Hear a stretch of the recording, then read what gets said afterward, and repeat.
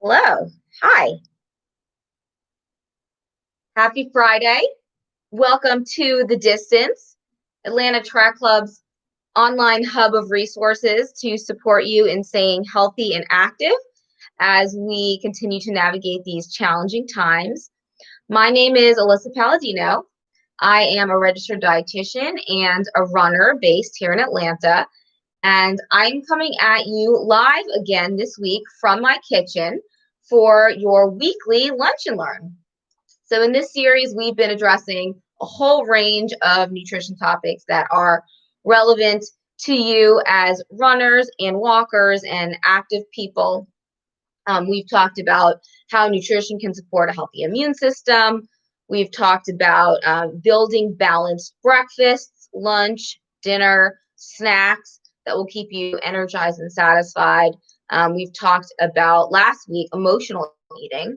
So I shared some tools and strategies, and really the main takeaway being that eating for comfort and for pleasure is fairly normal and not even necessarily a negative, as long as it is not your only coping mechanism. So if you've missed any of the previous episodes and are interested in catching up on these topics, the recordings all live here on Atlanta Track Club's YouTube channel. So definitely go ahead, check them out, share them with your friends, or review them if there's a topic that you want to brush up on. So today's presentation is actually, we're going to be talking about one of my very favorite nutrition topics, which is fueling for running. And it's also relevant for other forms of exercise. So what to eat before, after, and in some cases even during runs and other forms of endurance exercise to optimize your energy levels, your performance, and your recovery. And I guess I want to clarify something going in, because I will be sharing some specific guidelines and recommendations. And sports nutrition is indeed a science. So there are guidelines and recommendations that I'll be sharing that are evidence-based. They are founded on research into how nutrition affects performance and recovery. But in practice, this is all very individual. And so you're going to hear me throughout today's presentation encouraging you to practice and experiment with different forms of fueling, different types of foods, different amounts of foods, timing, solid versus liquid, dried versus fresh, and really figure out what works best for you, what you tolerate well, what helps you feel and perform your best. Because it is, again, in practice, highly individualized, even though there is a science to it all. So we're going to get into before, during, after. What, how much, when, and why. All right. So wouldn't be your weekly nutrition lunch and learn if I wasn't teaching you along the way. So I can see, I think, the live chat today. So please chime in, ask questions. There's only a few people watching live right now, so this might not be super back and forth and lots of engagement. But if you do have something you want to share or a question, please pop it in to the live chat. And I'll try to address it either in the moment or circle back to your comments at the end of the presentation. So first off, we'll talk about fueling before running, or again, this applies to other forms of exercise. And here it's all about carbohydrates, which I will affectionately refer to as carbs. So carbs really are the preferred fuel source in everyday life, and especially during endurance exercise.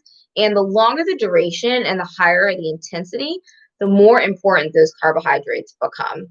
So if you are heading into a workout or a run, and especially if you realize it's been several hours since you've had a meal or a snack, you're definitely going to benefit from having a pre-workout snack that really focuses on carbohydrates. And the closer you are to your run, your workout, the simpler you want those carbs to be.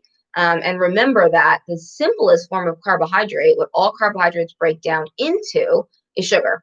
So this is a time where the general nutrition recommendations for overall health and well-being don't really apply, because right before a run and during a run, which we'll get to later, it's all about the simple carbs that we can absorb quickly and our muscles can use quickly for energy. So really carbohydrates are going to give us energy, going to improve our endurance, going to allow us to get more out of our runs. So especially if we're doing speed work or any kind of high intensity interval training, when you are going all out, that's anaerobic form of exercise, and carbohydrates are the only fuel your body can burn to support that type of exercise. So you're definitely going to be able to optimize the work that you're doing in that workout and improve your fitness better if you're going into it fueled rather than fasted. And on your longer runs, your longer bike rides, the carbohydrate pre-exercise is also going to help delay fatigue and even prevent your body from tapping into your muscle stores for a source of energy. So good idea to fuel with carbs. It doesn't have to be a lot. And I'll show you some examples of things if you're new to eating right before exercise. Again, this is not always needed. If you have had a meal or a snack 2 or 3 hours beforehand, you don't necessarily need to top off your energy stores, especially if you're going just for an easy jog or a short run.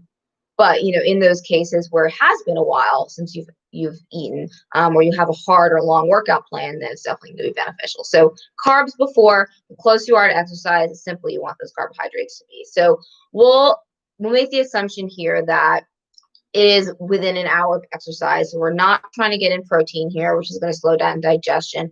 We're not trying to get in fat, which is definitely going to slow down digestion and even cause some GI distress. Really just want that quick, immediately available carbohydrate. So some examples would be fresh, dried or pureed fruit. That's probably going to be my first recommendation, because with fruit, you're also getting a whole bunch of other nutritional benefits, which we talked about the week I've probably sprinkled that into a lot of my presentations, but yeah, fruit is going to be packed with vitamins and minerals, a lot of which are antioxidants. It's going to be high in potassium, which is one of the electrolytes that we lose in sweat. So fresh and dried fruit, pureed fruit. So let's talk about this kind of pureed fruit. This is actually applesauce, but you can find pureed berries, mango, bananas, other things like this. This is just the Trader Joe's brand, but a lot of times the pureed version is going to be even simpler on your GI tract and cause less kind of gastrointestinal upset when you're out running. But applesauce or any kind of pureed fruit is a great option. Also often recommend bananas. This is actually my go-to before runs and races. One of the few real foods I can tolerate. Bananas they're a great source of carbohydrates and potassium. The greener the banana, so the less ripe, the more fiber it has. And as it ripens, those carbs break down into sugar. And so that's why it tastes sweeter. And actually that is better for right before a run. Because again, you want that simpler carbohydrate, that sugar that's going to be more immediately available for energy. So bananas are a great pre-run fuel option. Other forms of fresh fruit are great too. I mean, grapes, melon, seasonal berries, things like that. It's just with the fiber content, some people may find that not as well digested and cause a little bit of cramping or something during your run. So it's something, again, to kind of play with. But we've got fresh fruit. So much amazing fresh fruit is in season right now. These are just nectarines, peaches, all that good stuff. If you are looking to get the carbohydrate, sugar, nutritional benefits of fruit in a more condensed form that's not going to be heavy in your stomach during a run, this is where dried fruit is amazing. So these are raisins, craisins, apricots, dates, figs, any kind of dried fruit that you like. A handful before a run is excellent way to top off your carbohydrate stores and have a really smaller volume in your stomach. So that's really, really helpful. If you have a really sensitive stomach, that is where, or it's just right, you need to eat something, you're running out the door. That is where some of those sports products come in. Your gels, your chews, your shot blocks, your sports beans.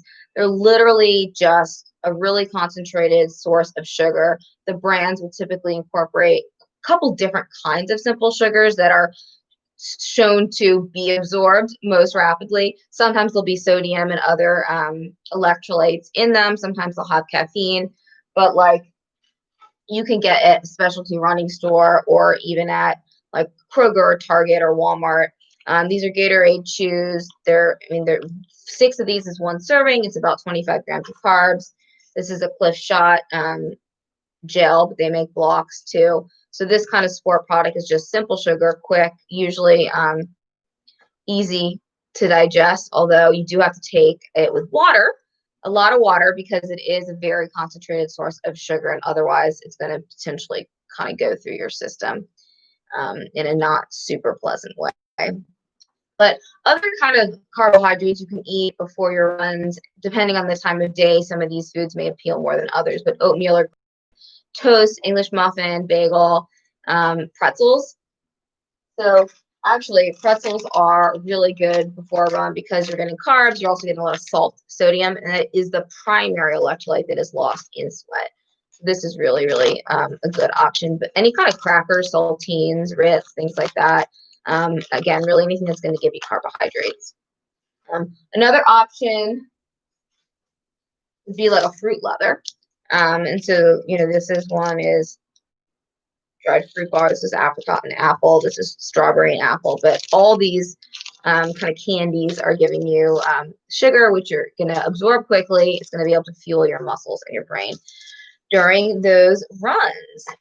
And finally, another good pre-run option would be like a Cliff Bar. The Cliff Bar is really a good source of carbohydrate. This one has 43 grams. This is their coffee line, so it actually has some caffeine in it too, which some runners find helpful. But any kind of grain-based granola bar that's primarily carbohydrate rich is a good option before a run, not necessarily after. We'll get to that in a sec. And one thing I want to kind of point out of what not to do. So in general, I would say cereal, cold cereal, if that's something you like, is a great pre-run snack or pre-run meal. But you want to choose a low fiber version, so not fiber one, and not probably even a brand cereal. Maybe just like plain Cheerios or Corn Flakes or something really simple, because the fiber is going to take longer to digest, and it may cause gas and bloating and some GI distress during the run. So again, the nutrition recommendations pre and during exercise are in some ways the opposite of healthy eating. So if you're thinking, what? She's telling me not to eat fiber. Yeah, only around your runs would I ever say that. Okay, so if anyone is watching live and wants to share their go-to pre-run snack, would love to hear. Hopefully some of the things I shared are new ideas. And if you haven't tried them, that you will, and you might actually notice a difference, especially on those longer runs and those higher intensity runs. A lot of times, and again, because this is so individualized, a lot of times a question I get is, do I really have to eat before I run? I feel better when I go fasted. And again, you know your body best. So, I'm not here to force you to do anything that you're not comfortable with, but I will say that the science does show that if you have carbohydrates to burn, you're going to have more energy and you're going to be able to perform at a higher intensity and for a longer duration. If you're going out for an easy 3 to 4 mile jog or just a leisurely bike ride or a walk and you want to do that fasted, that's totally fine. Again, it is up to you at the end of the day. I'm just here to share information. Yeah. And the other thing is, if you do find that you have a sensitive stomach and that's the reason you're not fueling before your runs, you can definitely train your GI system to tolerate food. So start simple and start small. Start with a couple saltine crackers or start with some applesauce. And then especially if you're training for a longer distance event where you're going out for longer and longer runs, you can slowly start adding more and more food into your pre-run routine and kind of build your capacity that way. And the timing is also super individual. I would say, try to try to get it in with, if you're topping up your stores, try to get it in within that hour before you head out. But if you need more time, you know that, then plan a meal or a snack 2 or 3 hours ahead. In that case, instead of just carbs, you actually probably want to pair those carbohydrates with a little bit of protein, so it'll keep you full longer. Marty has a question. I eat bars and banana just before, but do you get a sugar low when they burn out? That's a really good question, actually. So bars and bananas, so a combination of, a bar and a banana is 2 really good sources of carbohydrates. So I love that pre-run. Probably not. I mean, there's going to be some natural dip in your blood sugar. There's going to be a natural rise in your blood sugar when you eat these carbohydrate-rich foods, and then there's going to be a natural dip. But not most runners don't experience like a low blood sugar, like bottoming out. If you have diabetes or have been diagnosed with prediabetes, you might need to be a little bit more careful as far as maybe doing a more resistant starch instead of a simple sugar. But because you're utilizing carbohydrate for energy, and you're still able to utilize the carbohydrate that's stored as glycogen in your muscles, you're typically not going to see a really rapid dip that's going to affect you negatively. But a lot of runners do ask about that and have concerns about that. That's a good question. At some point, though, when you're out running or doing another form of endurance exercise, and this really applies to exercise that's 60 minutes or longer. So depending on your pace, that could be anywhere from a 7-mile run to, a 10-mile run to a 20-mile bike ride. But at some point around that hour mark, we use up the majority of our muscle glycogen, which is our stored carbohydrate. And so if we want to be able to keep running and increase our endurance and train for those longer distance events, then it becomes really important to actually fuel on the run, so during the exercise.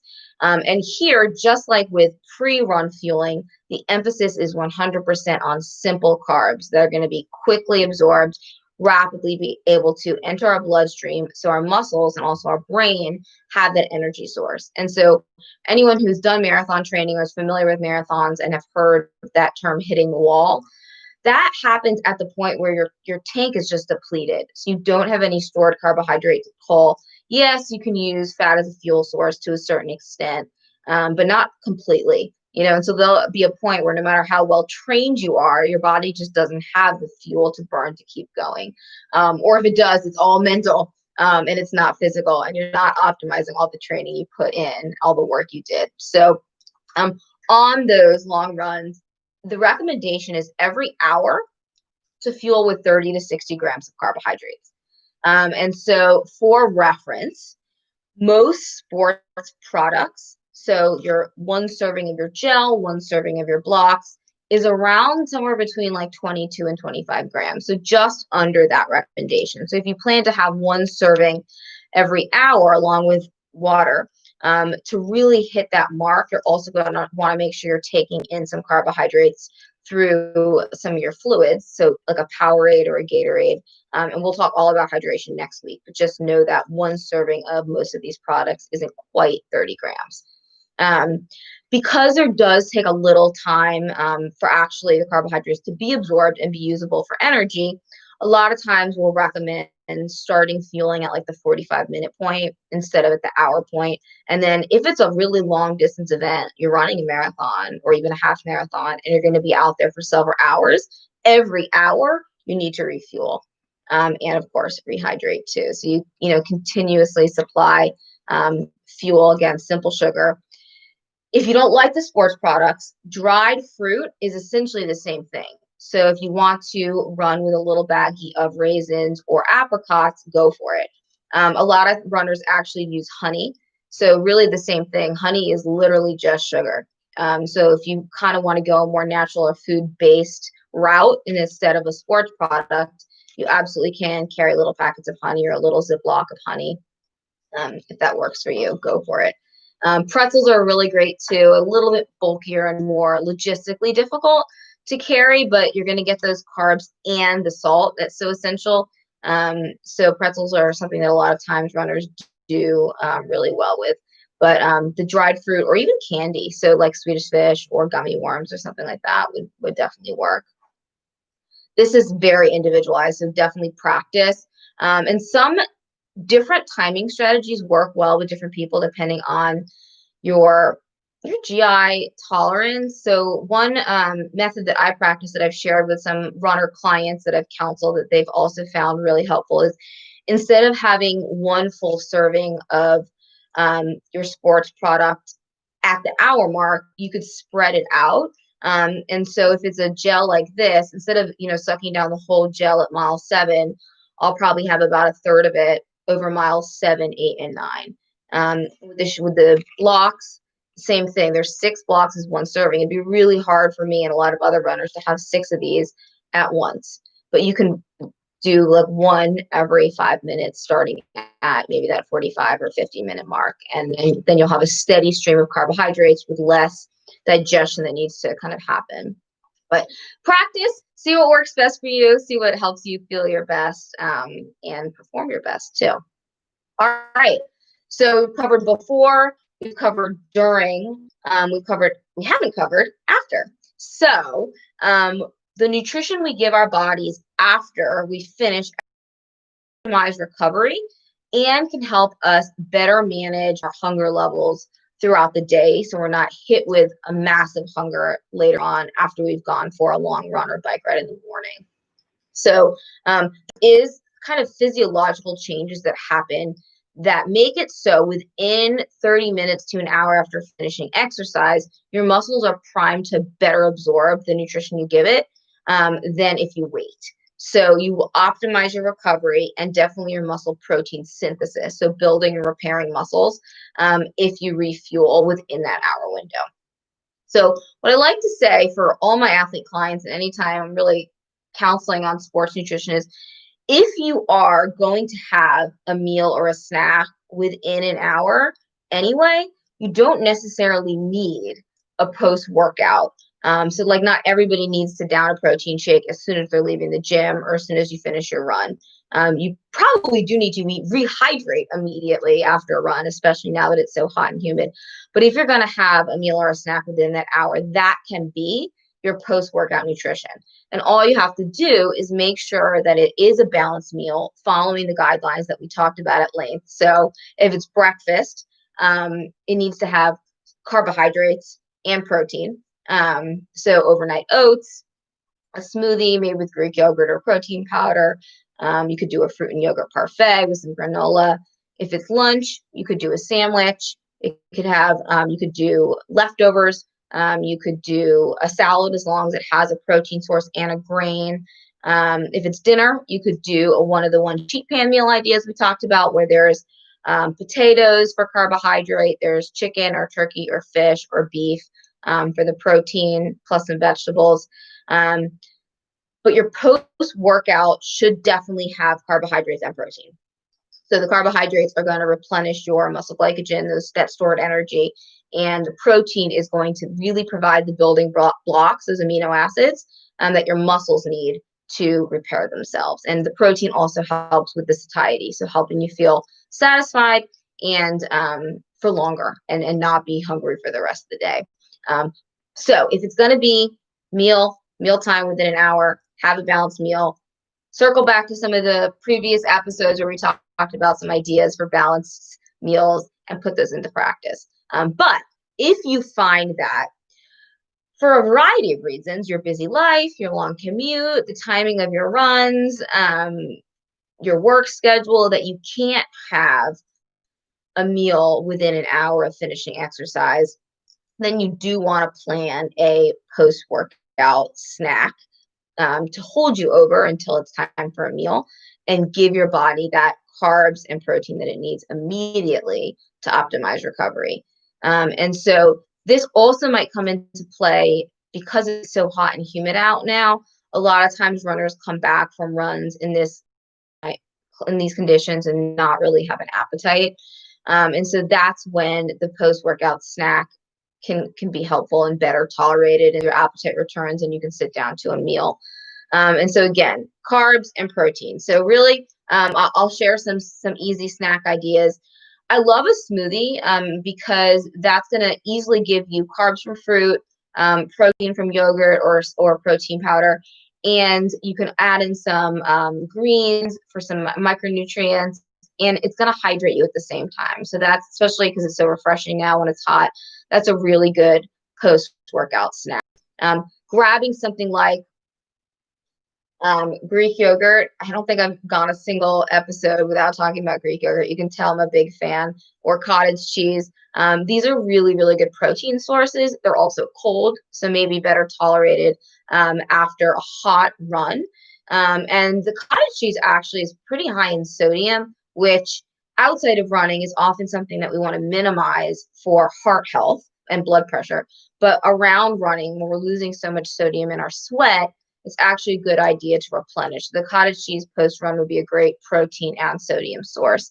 But these would be your proteins, and then you'd want to pair it with some berries or some melon or some grapes or really any kind of fresh or dried fruit for those carbohydrates, or like a handful of cereal or granola or some kind of carbohydrate. Because again, that post-workout snack needs to have protein and carbs. Eggs. So eggs are hard-boiled, really great snack, really easy. Each egg has about 6 grams. I'd probably try to have 2. If it's a post-workout snack, ideally you get in 10 grams of protein minimum, and then you have a balanced meal a couple hours later. If your post-workout is a meal, then you actually want more like 25 or 30 grams of protein, which is optimal for muscle protein synthesis, although of course it does depend on your age and your gender, your activity level, so many other factors, your body size, all that good stuff. But yeah, pair your eggs, that's your protein, with a carbohydrate. So I brought an example of my favorite whole grain crackers. That's a great carbohydrate. Triscuits, wheat thins, all that's good. Little mini pitas. You could even do like a little mini sandwich, stuff some turkey protein or tuna protein into a half of a pita or top on crackers. That's a great little post-workout protein and carb snack. Tuna is just really good. I'm not a big fan personally, but if you like it, stock up. Obviously, it's shelf stable. It's a great protein source. This little packet here has 17 grams. It's a lot. It's also a really good source of omega-3 fats, which are anti-inflammatory. Also very important to the whole recovering from exercise process. You can also do cheese. So cheese is a good protein source, like a little Baby Bell or a string cheese or some sliced cheese, again, like in a pita or on some crackers. Really easy there. Or you could do a bar. So we talked about Cliff bars being a good source of carbohydrate before a run. These only have about 9 grams of protein, which actually isn't terrible for a post-workout snack, but these protein bars have more like 20, which is a lot more. And if it's coming from like whey protein, which is a really well-absorbed, complete protein that our muscles can really use rapidly to repair themselves. In a pinch, a protein powder also works. This is going to be just the protein, though. And this is a combination of whey and casein, so quick and slow-acting protein. There's plenty of plant-based protein powders as well that are typically a combination of pea protein, hemp protein, brown rice protein. But if that's going to be your protein source, make sure you're pairing it with some kind of carbohydrate, whether that's a piece of fruit, a handful of cereal, a piece of toast, some oatmeal, some crackers, some popcorn, or blend that protein powder into a smoothie with some fruit or some bananas. So protein and carbs afterwards. And if you do that within that hour, you're going to definitely optimize your recovery and hopefully not be hit with a surge of hunger later in the day. That is most of the time we have for today. There's not many watching live, so wasn't expecting a ton of questions. Felt comfortable kind of sharing and educating up to the very last minute. But I definitely hope that whether you're watching this live or recorded, that some of these recommendations are helpful. Biggest takeaway, once again, is practice, experiment, figure out what works best for you, what you tolerate. And it's all about feeling your best and performing your best, and including foods that you actually enjoy. And as you can see today, it doesn't have to be sports products. It can definitely be just real, regular, everyday foods before, during, and after. So thank you for tuning in. Again, my name is Alissa Palladino, and I hope you'll join me again next Friday. We'll be talking all about hydration for running, and considering the hot and humid temperatures. Have a great weekend.